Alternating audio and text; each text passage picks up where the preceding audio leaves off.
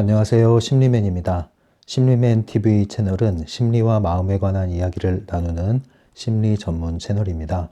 오른쪽 하단의 구독 버튼을 눌러주시면 잊지 않고 이 채널을 받아보실 수 있습니다. 좀 오랜만에 제가 녹화를 했죠. 이제 이 뉴질랜드도 완전히 일상이 정상화됐기 때문에 저도 나름대로 이런저런 일을 하다 보니까 시간이 부족했습니다. 그래서 주 3회 올린다고 했는데 제가 보니까 지난주에 2번밖에 못 올린 것 같아요. 조금 더 분발을 해서 여러분들에게 더 많이 그리고 조금 더 빠르게 정보를 제공할 수 있도록 한번 노력을 해볼게요. 리얼리티 트랜서핑 2권을 지금 진행 중에 있죠. 오늘의 주제는요. 페이지 71페이지입니다. 제목은 순수한 의도예요. 지금 우리가 다루고 있는 전체의 주제는 의도에 대한 거죠. 다시 한번 정리를 하겠습니다. 많은 분들이 외부 의도에 대한 개념을 잡는 게 쉽지 않다라는 이야기를 많이 해 오십니다. 개인적으로 오픈챗을 통한 질문에도 이와 관련해서 경험적으로 이것이 제대로 외부 의도를 체험한 것인지 아니면 내부 의도를 사용한 것인지에 대해서 혼동스러워하는 경우를 많이들 이렇게 물어오시는데요. 그것이 잘 정리가 안 되시는 분들은 저한테 이메일이나 오픈챗을 통해서 문의를 해주시면 보내주신 내용을 바탕으로 나름대로 답변을 드리도록 하겠습니다. 오늘도 여전히 이 의도, 외부 의도에 대한 이야기인데 계속 듣다 보면 점점 정리가 될 거예요. 크게 두 방면이 있다고 그랬잖아요. 한 방면은 인식을 하는 방면이고요. 한 방면은 적용을 함으로써 체득, 체화를 하는 방면인데요. 먼저 인식이 우선시 돼야 된다고 했죠. 머리로 이해하는 것을 우리가 거쳐서 그것을 통해서 현실에서 적용을 하고 그 적용한 것을 다시 책을 보면서 점검을 하고 그리고 그 점검을 통해서 우리가 버릴 것은 버리고 취할 것은 취한 후에 다시 현장에서 적용을 함으로써 점점 감각이 키워지는 것이 이 트랜서핑을 우리가 체화하는 그 어떤 과정이라고 말씀드릴 수 있겠습니다. 그래서 꾸준히 한 방면 이렇게 해나가시다 보면요. 어느 순간에 퍼즐이 맞춰지듯이 전체적인 것이 다 조각이 맞춰져서 하나로 통합되는 그런 또 시점이 오게 됩니다. 그래서 전반부에서 먼저 강조할 것은 인식하는 것, 충분히 이해하는 것이라고 했죠. 그리고 적용하는 방면에서 먼저 접근해야 될 것은 펜듈럼에 대한 인식, 펜듈럼에 대한 감각을 키우는 것. 그래서 펜듈럼을 찾아내고 펜듈럼에 빨려들지 않기 위해서 나에게 내적인 또는 외적인 중요성이 있는 것이 무엇인지를 찾아냄으로써 펜듈럼에서 자유로워지는 그 연습이 초보 단계에서 도입 단계에서 중요한 연습이라고 말씀드렸습니다. 또한 이런 것들을 적용하는 데 있어서 많은 여러 가지 기법들이랄까요? 여러 가지 원리들이 제시되어 있는데 그런 것들을 동시다발적으로 진행하기보다는 선택과 집중을 통해서 하시는 게 좋습니다. 물론 우리가 학습해 나가는 과정에서 하나씩 우리가 한번 연습을 해보는 것은 필요하겠지만 결국 그것을 내가 체화하는 데 있어서는 선택과 집중의 전략을 사용하시는 게 훨씬 효과적이라고 말씀드릴 수 있겠습니다. 물론 뭐 가장 좋은 것은 바딤젤란드가 문득 어느 순간 내 머릿속에 트랜서핑이 장착된 것처럼 그러한 방식으로 이 모든 것들을 한 번에 단박에 알아차리는 것인데요. 그렇게 되는 게 가장 좋겠지만 그것은 뜻대로 되는 것만은 아니잖아요. 그렇기 때문에 우리가 일종의 티핑 포인트라고 그러잖아요. 그것을 촉발시킬 수 있는 계기를 마련할 때까지는 우리가 꾸준히 방향을 놓치지 않고 계속 적용해 나가는 것이 우리에게 합당한 방식이라고 생각이 듭니다. 순수한 의도인데요. 일단 좀 용어 정리를 해나가면 좋을 것 같아요. 의도라는 말만 먼저 따로 떼어서 볼게요. 지금 이 순수한 의도를 얘기할 때 말하는 의도는 내부 의도에 반하는 개념으로서 외부 의도라는 것을 이야기하고 있는 것이잖아요. 근데 또 하나는 의도라는 얘기만 할 때는 욕망과 대비해서 또 사용한단 말이에요. 이 책에서. 욕망이 아닌 의도라고 했을 때. 욕망은 하고 싶다라면 의도는 한다, 간다 이렇게 행동이 포함된 개념이라고 그랬죠. 소망에서 의심이 빠지고 행동이 더해진 개념이 의도라고 했습니다. 그래서 욕망이 아닌 의도라고 할 때 이 의도의 개념을 이렇게 이해하시면 되고요. 그 다음에는 이제 그 의도는 내부 의도와 외부 의도로 나뉘는데, 그럼 내부 의도라는 것은 무엇이냐? 이것은 쉽게 말해 우리의 의지력과 관련 있는 것으로 보시면 돼요. 그러나 동일한 개념은 아닙니다. 근데 쉽게 이해하기 위해서 우리의 의지력을 불태우는 것으로 생각하시면 됩니다. 내가 환경에 직접적인 나의 힘을 가해서 변화시키고 개선시키고 성취하려고 하는 그러한 움직임을 내부 의도라고 할 수가 있습니다. 근데 이런 게 있죠. 우리가 인간관계 할 때 어떤 사람이 감춘 의도, 숨긴 의도를 숨기고 어떤 것을 한다든가 아니면 의도를 가지고 행동을 한다든가 하는 그런 말이 있잖아요. 대체로 좀 부정적인 뉘앙스로 사용되죠. 순수하지 않다는 뜻이죠, 그게. 순수한 의도가 오늘의 소주제인데, 순수하지 않은 의도를 품고 무언가를 하는, 사람들에게 접근하는 그런 의도가 있잖아요. 우리가 인간관계에서 순수하지 않은 의도, 어떤 것을 의도적으로 사람들에게 접근을 한다는 것은 숨은 감추인 무엇인가가 있다는 것이죠. 그 숨은 것은 결국은 내가 덕보고, 득보고, 이득을 보고, 그리고 상대방을 이용하려는 이런 것들이 숨어 있는 거죠. 그것을 의도라고 그러죠. 이걸 숨기고 있을 때 의도가 있다 이런 얘기를 하잖아요. 근데 이러한 방식으로 인간관계 하는 사람들이 있죠. 그런데 이렇게 해서는 결국 그 결과가 좋지 않게 됩니다. 이러한 의도를 본인도 모르고 본인 자신도 이러한 의도를 갖고 있다는 것을 모르고 속으면서 행동하는 분들도 있더라고요. 근데 그러한 방식으로 우리가 아무리 좋은, 선한, 옳은 그런 행동을 할지라도 이런 의도가 들어가면 어떤 일이 벌어지냐면 상대방에게 상당한 부담감을 주게 됩니다. 이러한 의도라는 것은 감추인 의도를 얘기하는 거죠. 솔직하면 상관없어요. 나 너 좀 오늘 좀 써야겠다 야. 뭐 이러면 상관없어요. 그런데 교묘한 거죠. 감추는 거예요. 선하고 착하고 부드러운 척하면서 예의 바른 척하면서 안에서는 내가 원하는 것을 얻어내기 위한 이러한 의도, 이 숨은 의도, 감추인 의도가 있잖아요.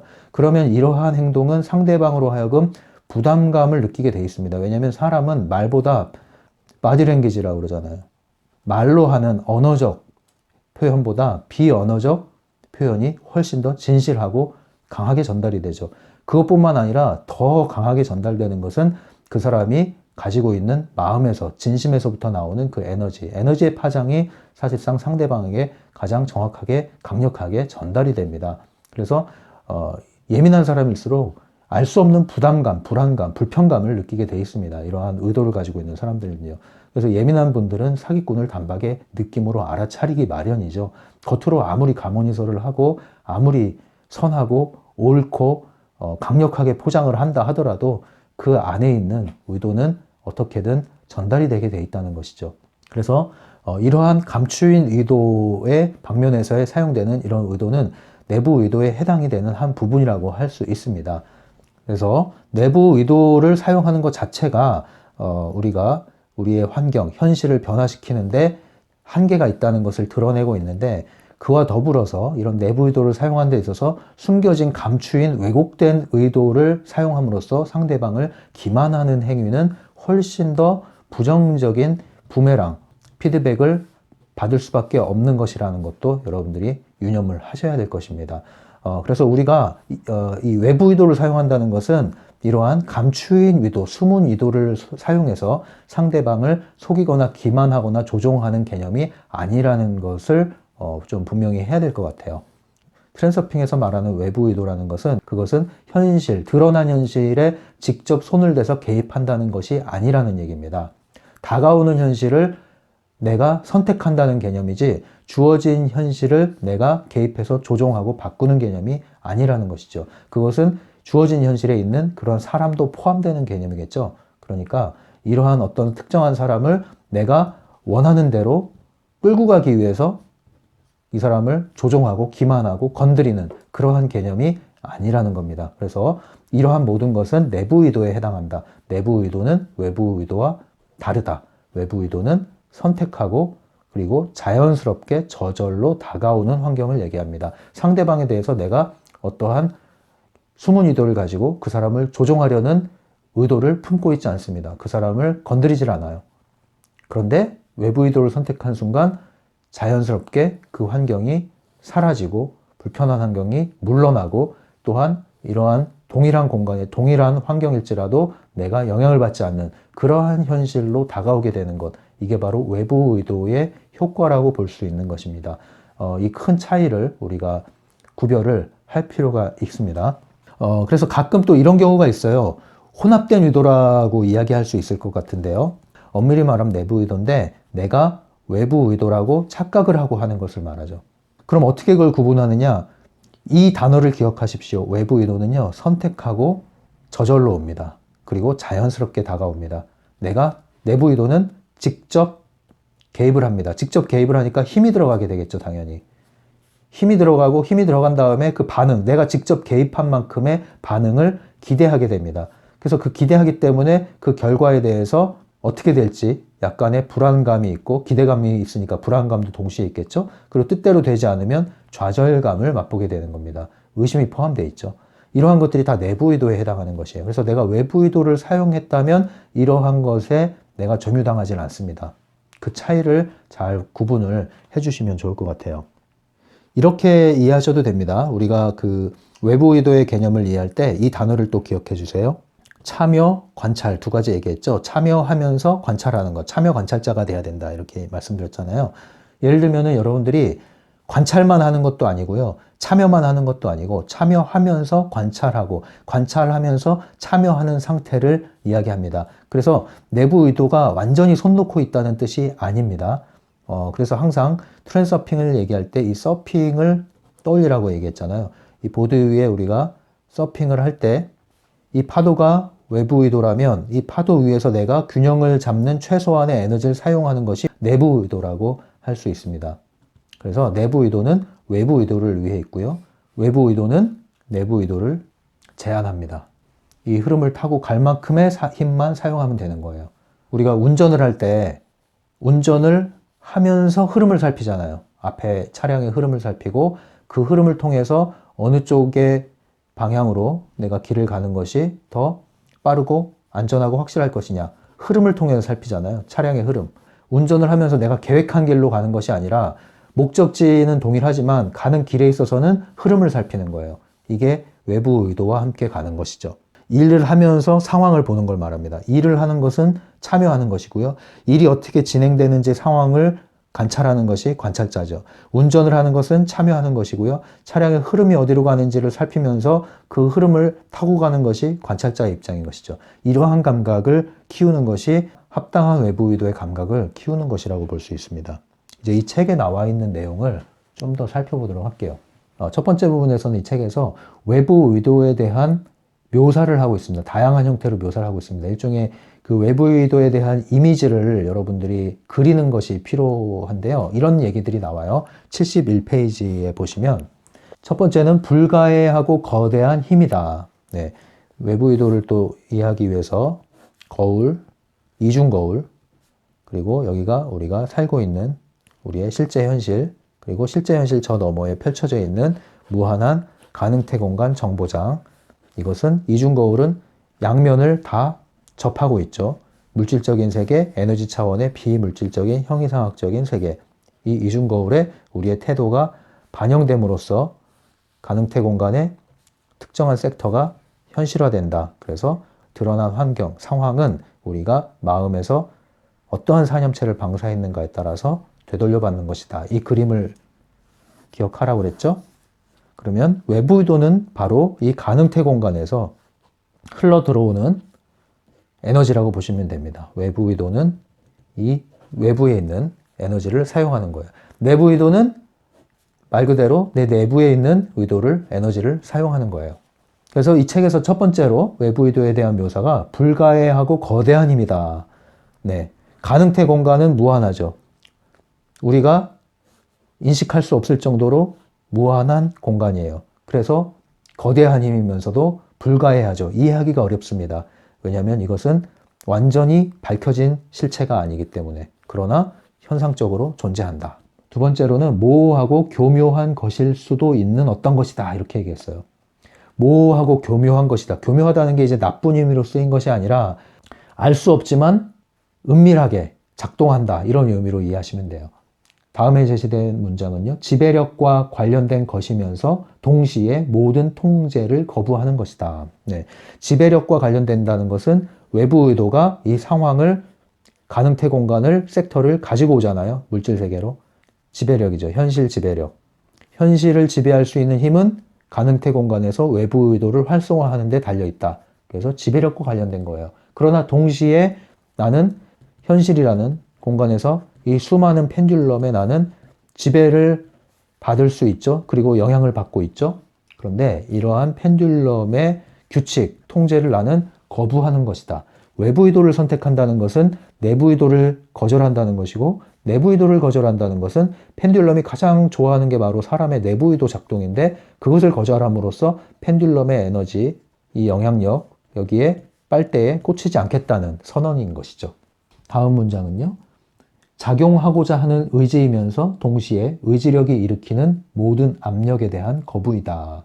작용하고자 하는 의지가 뭘까요? 그것은 외부 의도를 내가 선택함으로써 이 힘을 움직인다는 거예요. 그래서 나의 의지, 내부 의도가 외부 의도를 향해서 작동한다라고 이해하시면 됩니다.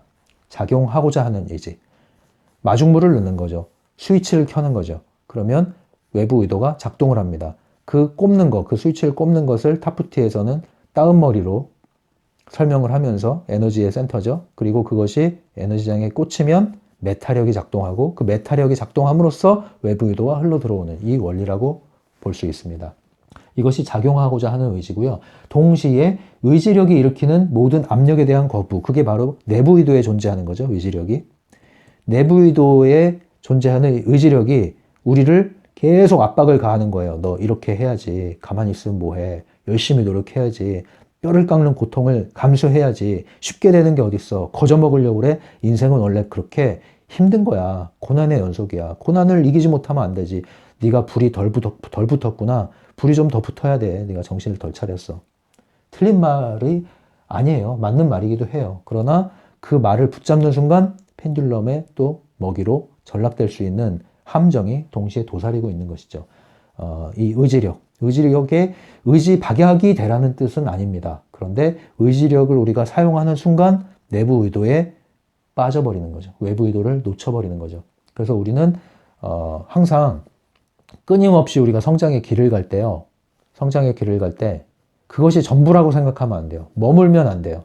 하나가 완성된 것 같죠. 그러면 그 다음은 또 다른 문을 열고 들어갈 다음 단계가 놓여 있는 거예요. 이 문을 열고 들어가야 돼요. 그럼 또 길이 나와요. 그럼 또 문이 있어요. 그래서 끊임없는 성장 발달을 우리가 하는 거예요. 몸이 성장했지만 몸만 크면 다가 아니잖아요. 혼이 성장을 해야 돼요. 정신이 성숙해져야 돼요. 인격이 성장을 해야 돼요.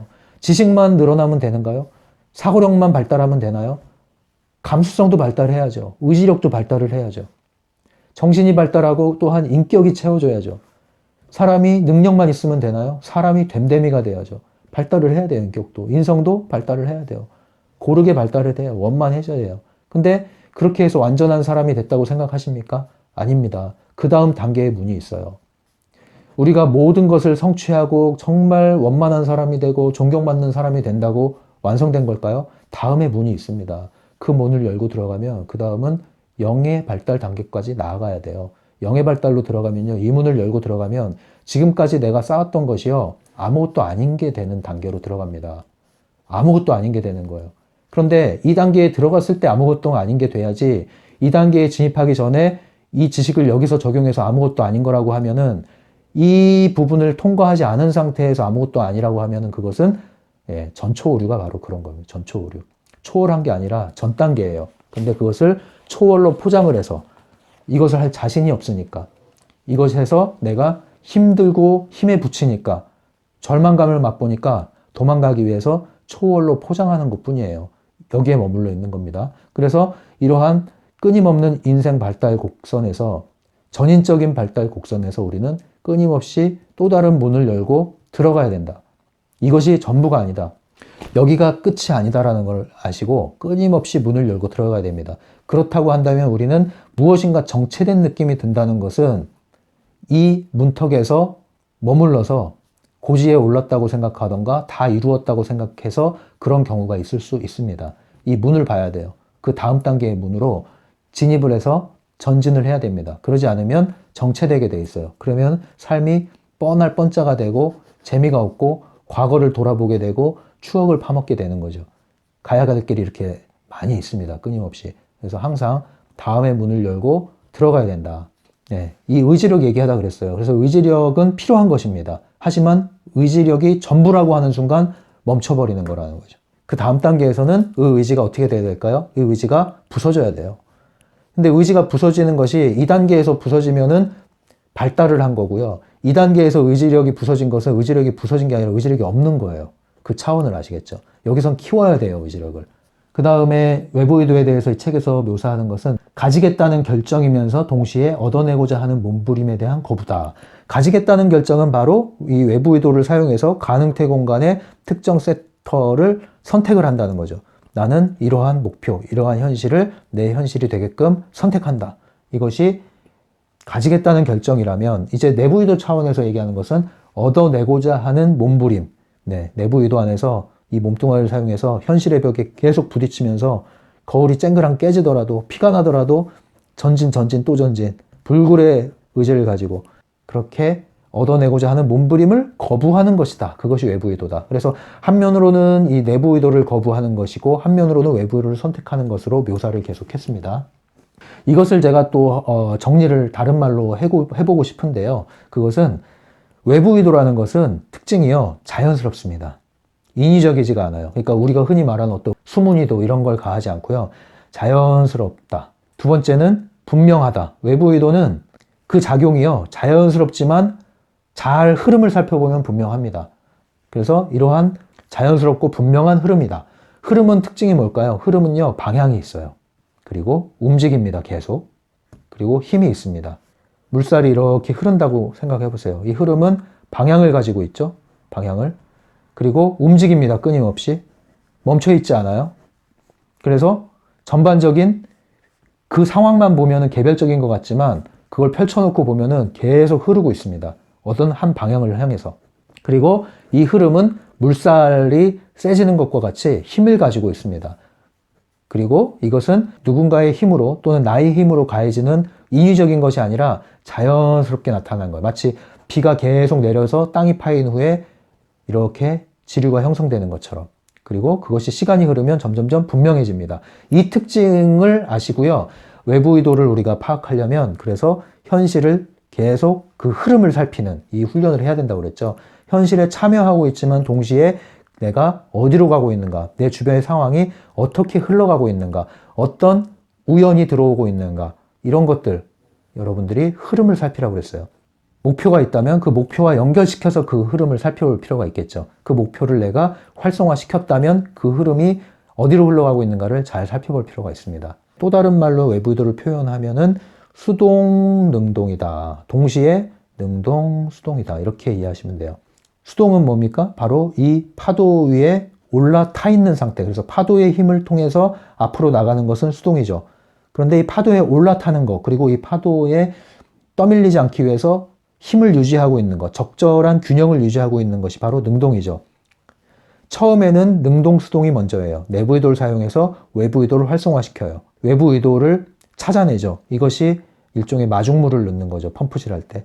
그리고 외부 의도의 흐름을 내가 알아차리고 그 흐름에 올라탔다면 그때부터는 그 흐름에서 벗어나지 않기 위해서 그 흐름을 붙잡고 가는 그러한 방향으로 전환되는 거죠. 그게 수동 능동입니다. 그게 수동 능동이에요. 이 단어를 기억하시면 됩니다. 이것이 외부 의도에 대한 감각이라고 볼 수 있어요. 첫 번째 이것은 외부 의도를 알아차리는 감각, 두 번째 이것은 외부 의도와 함께 흘러가는 외부 의도를 타고 가는 감각, 이 두 가지를 익히시면 되겠습니다. 71페이지에 보시면요. 그래서 여기 이런 얘기가 나오네요. 볼딕체에 보시면 의도의 균형을 유지해야 한다. 그것은 욕망 없이 원하며 걱정 없이 돌보며 떠밀려가지 않고 노력하며 고집 없이 행동함을 의미한다. 네. 능동, 수동, 수동, 능동. 요 그림을 기억하시면 돼요. 서핑하는 모습을요. 근데 머리로는 이게 이해가 되시지만 이것이 감각적으로 익히려면 성공 실패 경험을 통해서 익혀 나가셔야 되는데 이것을 기준으로 삼으시라는 거죠. 두 번째로 이 순수한 의도라는 것은 이것을 좀 정리해 볼게요. 이 책에서 나온 것을. 순수한 의도라는 것은 외부 의도를 활성화시키기 위한 힘이라고 보시면 돼요. 그래서 일종의 이 콘센트에 플러그를 꼽는 것으로 생각을 하시면 됩니다. 콘센트에 플러그를 꼽아요. 한국은 돼지코죠. 여기는 이렇게 코가 3개가 있어요. 이걸 꼽는 순간 에너지가 작동을 하고요. 이게 메타력이고요. 이 메타력이 작동함으로써 외부 의도가 활성화돼서 움직이기 시작합니다. 나의 가능태 공간의 섹터를 들고 오기 시작합니다. 나에게. 그러면 이것을 이 플러그에 꼽는 작업, 이게 바로 타프티에서 말하는 다운머리라고 하는 에너지의 센터를 활성화시키는 겁니다. 다운머리라는 것은 우리의 에너지의 중심, 깨어있는 의식의 중심의 위치, 그것이 바로 다운머리를 상상했을 때 그 끝 지점에 해당하는 이 부위, 이 날개축지, 갈비뼈, 이 중간에 있는 여기서 몇 센치가 떨어진 부분이죠. 이 부분, 여기에 의도의 에너지를 활성화할 수 있는 의도의 중심부, 센터가 여기 존재한다. 이것을 활성화시킴과 동시에, 이것이 이제 활성화시킨다는 것은 이 부위를 의식함과 동시에 슬라이드를 쏘았을 때 마치 영사기가 빛을 내뿜어서 필름을 내 눈앞에 보여주는 것처럼 가능태 공간의 섹터가 작동을 하기 시작한다. 이 얘기입니다. 그래서 한면으로는 다운머리를 활성화함으로써 에너지 콘센트에 나의 플러그를 꼽는 것이 필요한데요. 이것을 바로 순수한 의도를 사용한다고 볼 수 있는 것이죠. 외부 의도를 활성화시키는 것입니다. 그래서 이걸 꼽히면 메타 에너지가 작동하고, 그러면 슬라이드를 우리가 쏜 것이 이제 쏜 만큼 메타 에너지는 의도 에너지를 사용해서 이것을 현실의 문으로 가지고 들어온다. 이 원리입니다. 그래서 이것을 보충하려면 타프티 시리즈를 보충하시면 됩니다. 훨씬 더 정리가 잘 되어 있고 훨씬 더 진보된 원리를 제시하고 있죠. 이 순수한 의도라는 것은 이 책에서 얘기합니다. 가지겠노라는 결정이다. 나서기를 거부하고 가지겠노라는 결정. 네. 또한 단지 행동할 뿐이다. 이렇게 얘기하죠. 의도는 믿지도 않고 소망하지도 않는다. 의도는 단지 행동할 뿐이다. 그게 제가 말씀드린 것처럼 가고 싶다 이게 아니라 나 간다 이거라고 그랬죠. 예, 일어나면서 안녕 나 간다 이렇게 하는 거. 욕망 없이 원하는 것이고 걱정 없이 돌보는 것이다. 떠밀려가지 않고 노력하는 것이다. 고집 없이 행동하는 것이다. 네, 이렇게 해서 의도에 대한 이미지를 여러분들이 잡으시면 되겠습니다. 이 능동수동 이거는요 몸으로도 느낄 수가 있죠. 소위 이 기체조라고 하는 거, 우리가 의도 에너지 활성화에서도 얘기했지만 에너지 구체 만드는 것도 여기에 해당하죠.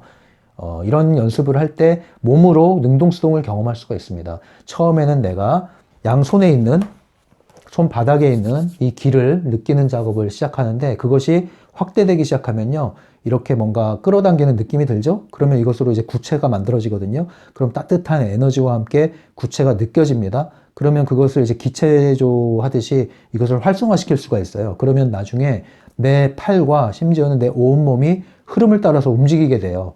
이것을 이제 능동 수동으로 시작해서 수동 능동으로 넘어가는 거거든요. 이 흐름에 따라서 내 몸을 맡기면 우리가 흔히 TV에서 보듯이 막 이런 기체조 하자, 태극권, 이런 형태로 내 몸이 움직이는 걸 느낄 수가 있습니다. 오라장의 에너지를 이런 방식으로 몸으로 느낄 수 있을 뿐만 아니라 이 거대한 흐름에 있는 외부의 의도가 바로 이러한 능동수동, 수동능동의 방식으로 작동한다는 것이죠. 어떻게 하면 그러면 우리가 순수한 의도 에너지를 계속 유지할 수가 있을까요? 그것은 바로 영혼과 마음의 일치 상태에서 순수한 의도를 유지할 수 있다고 합니다. 영혼은 느낌, 마음, 이렇게 가슴 이렇게 이해하시라고 그랬죠. 마음은 생각, 머리 이렇게 이해하시면 된다고 그랬죠.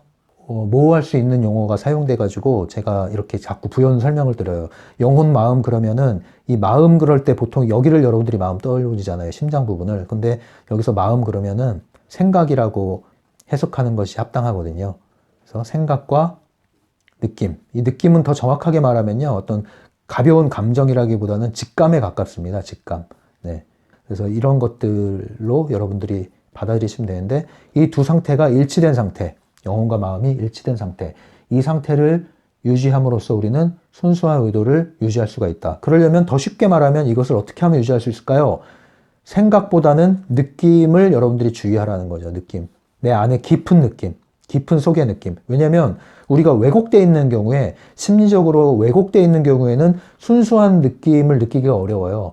왜곡된 느낌이 올라오거든요. 생각이 나를 쉽게 만드는 수가 있어요. 이 느낌을. 그래서 우리가 계속 에너지 청소를 해야 되는 게 그거예요. 에너지 청소가 돼 있고 순수한 에너지가 작동하기 시작하면, 그리고 특별히 중요성이 들어간 게 없을 경우에, 그러니까 제로 상태가 되게 중요하거든요. 제로 상태가 유지되어 있을 때 이 느낌은 굉장히 신뢰할 만합니다. 직감이 굉장히 신뢰할 만해져요. 그럴 때의 이 직감, 느낌을 우리가 귀 기울이는 연습을 해야 되는 거죠. 머리로는 이해할 수가 없어요. 머리로는 아직 해석이 안 돼요. 근데 이상하게 그 느낌이 올라와. 그러면 이 느낌에 따른 행동, 직감에 따른 행동을 했을 때 그것이 적중할 확률이 높아지는 경우가 많이 있습니다.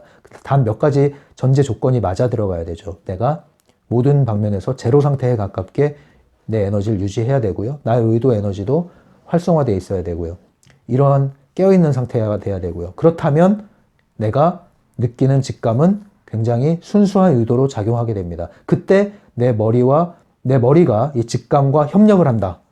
그러면 영혼과 마음의 일치 상태에서 강력한 순수 에너지 의도가 작동하게 되고, 그것은 플러그에 꼽혔을 뿐 아니라 강력한 파워가 작동하는 거죠. 볼트가 높아지는 거예요. 그러면 높아지면 높아질수록 더 강력한 모터에 의해서 외부 의도가 강력하게 움직이기 시작하는 거죠. 힘, 그죠? 자연스럽고 분명한 흐름, 물이 막 흐르는데 물살이 강해진다고 보시면 돼요. 그래서 이렇게 영혼과 마음을 일치하게 하려면 중요성 조절하는 게 중요합니다. 중요성을 왜 낮추라고 그러냐면 이렇게 중요성이 낮춘 상태에서 나는 순수한 유도를 만들어낼 수가 있는 거예요. 그렇지 않으면 이 생각이 나를 속여요. 나 감정도 속은 감정이거든요. 왜곡된 감정이 속는 감정이에요. 그 느낌이 직감이 아닐 수 있다는 거죠. 그래서 에너지 정화를 하고 에너지 구체를 강화하는 연습을 통해서 계속 제로 상태를 유지해야 돼요. 중요성을 낮추는 것, 이것이 또 하나의 관건이다. 네, 73페이지입니다. 73페이지에서 오른쪽 위쪽에 보면 욕망의 정신적 에너지는 목표를 향해 있다. 반면에 의도 에너지는 목표를 이루는 과정을 향해 있다. 여기서 우리가 또 오해하면 안 되는 게, 의도 에너지는 과정을 향해 있다. 그럼 막 이제 헷갈린단 말이에요. 언제는 목표를 관심하고 과정은 관심하지 말라고 그랬는데 이건 또 무슨 얘기야? 이럴 수가 있죠. 정리해드리면 욕망이라는 것은 목표를 향해 있다. 이것은 뭐냐면 행동하지 않고 생각만 키우고 있다. 목표를 향한 생각만 키우고 있다. 그것이 욕망이다 이 뜻이에요. 그리고 그 밑바탕엔 의심이 깔려 있다. 그것이 욕망이다 이 뜻이에요. 그 의도라는 건 뭐냐? 목표를 이루는 과정을 향해 있다는 것은 바로 행동화하고 있다는 얘기예요. 행동화된 것은 의도라고 그랬잖아요. 의심이 빠진 상태에서 행동하는 것은. 그렇게 이해를 하셔야 돼요. 그래서 욕망이 커지면 의심도 커져요. 의심이 커지면 욕망이 많이 사로잡혀 있다. 이렇게 보시면 돼요. 74페이지 보시면은 재밌는 내용이 나옵니다. 바딤 젤란드가 외부 의도는 그러면 어떻게, 왜 작동하는 걸까요? 이런 질문을 해오면 나도 모른다 이거예요. 한마디로. 외부 의도가 뭐냐? 나도 정확히 모르겠다. 솔직히 말하면. 뭐라고 얘기해야 될지 모르겠다. 근데 그건 존재한다. 근데 왜 어디서 오는지는 나는 모르겠다. 그것은 마치 신이 왜 존재하는지 이걸 묻는 걸 나한테 얘기하라는 거랑 같은데 나도 모르겠다. 그런데 있다. 이런 얘기를 하는 거예요. 솔직한 얘기죠. 마음에 듭니다. 이런 부분이. 75페이지입니다. 외부 의도를 얻기 위해 중요한 것이 영혼과 마음의 일치를 이루어내야 된다. 이 얘기가 나오고 있죠. 그리고 두 번째로는 중요성을 낮춰야 된다. 이런 얘기도 나와 있고요. 이제 76페이지 마지막에 왔습니다. 마지막에서 정리할 것은 의도에서 이 욕망의 때를 씻어내는 공식이 제시되고 있습니다. 그것이 바로 이 혼합된 거, 혼재된 의도, 외부 의도인 것 같지만 내부 의도를 사용한 외부 의도, 막 섞여 있는 거, 또는 외부 의도와 내부 의도를 어떻게 구분할 것인가, 이런 것들에 대한 일종의 지침 또는 가이드라인을 제시하는 것이라고 보면 되는데요. 첫 번째로 얘기하는 게 뭐냐면 의심에 대한 얘기입니다. 의심이 느껴진다면 그것은 욕망이 들어있는 것이다. 의심의 무게는 욕망의 무게다. 이렇게 생각하시면 돼요. 그다음에 의심이 들어가 있다면 욕망이 커져 있는 상태다. 그것은 의도에서 멀어져 있다. 이것을 체크하라는 거죠. 두 번째, 이제 믿음이 강하게 작용하는 곳에 욕망이 들어있다. 이렇게 얘기하는데, 믿음을 강하게 작용하는 곳에 왜 욕망이 들어있느냐? 믿음을 내가 키우려고 애쓰잖아요. 믿으려고 애쓰잖아요. 그것은 뭐가 깔려 있어요? 불신이 깔려 있어요. 믿고 싶은 마음, 중요성이 들어있는 거죠. 진짜 믿음은 그냥 하는 거예요. 그냥 아는 거예요. 그러면 이런 얘기를 하면은 여기에 이르는 걸 너무 힘들어 하실 수 있거든요.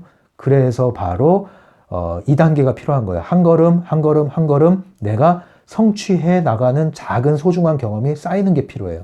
그러면서 점점 불신과 의심이 불식되기 시작하면서 중요성을 조금씩 내려놓을 수 있는 거예요. 우리가 수영을 할 때 발로 차서 물에 빠뜨려서 살기 위해서 생존 수영을 배우는 것도 있지만 조금씩 할 수 있는 만큼 가다가 자신감이 붙는 경우가 있잖아요.